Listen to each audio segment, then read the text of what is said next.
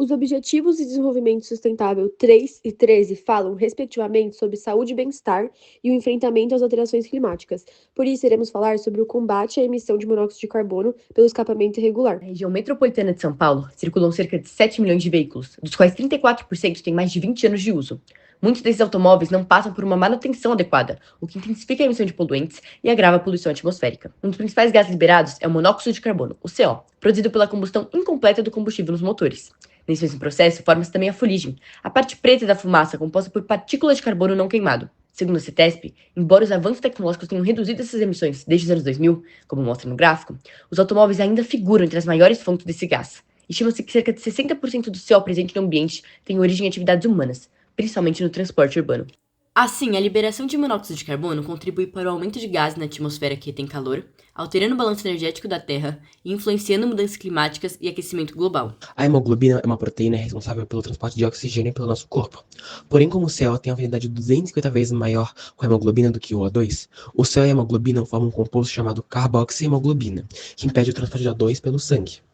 Assim, podendo ocasionar dor de cabeça, tontura, perda de consciência, problemas musculares e, nos piores casos, a morte. A fumaça preta sai do escapamento quando o motor está desregulado, principalmente no sistema de injeção ou na mistura de ar e combustível. Quando entra mais combustível do que ar, a combustão fica incompleta e o carbono que sobra vira monóxido de carbono ou fuligem, ao invés de dióxido de carbono, o CO2. Isso é o que a gente vê saindo pela descarga. Além de indicar problema mecânico, essa fumaça aumenta a poluição e o gasto de combustível, então é um sinal claro de que o carro precisa de manutenção. No Brasil, o artigo 231, inciso 3 do Código de Trânsito Brasileiro proíbe veículos que emitam fumaça acima do limite, e essa infração é classificada como grave, com multa e 5 pontos na carteira. A Resolução CONAMA número 18 de 1986 do PROCONV e o Decreto Estadual número 8.468 de 1976 em São Paulo também regulam essas emissões. A multa da CETESB pode chegar a R$ 1.591,80 e dobrar em caso de reincidência. A CONAMA estabelece os limites de emissão de CO em 1% a 0,5%, dependendo do tipo de carro, para os carros mais novos.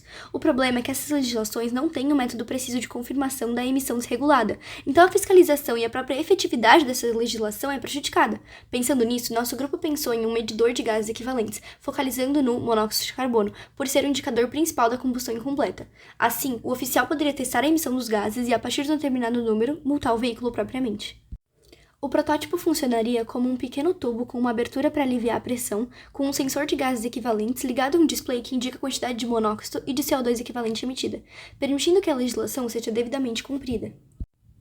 O sensor foi calibrado considerando 400 ppm de CO e CO2 como nível normal do ar. É importante ressaltar que esse número é paramétrico, então não remete à real quantidade e sim à sua variação. A partir desses 400 ppm, qualquer aumento indica a liberação de monóxido de carbono pelo escapamento.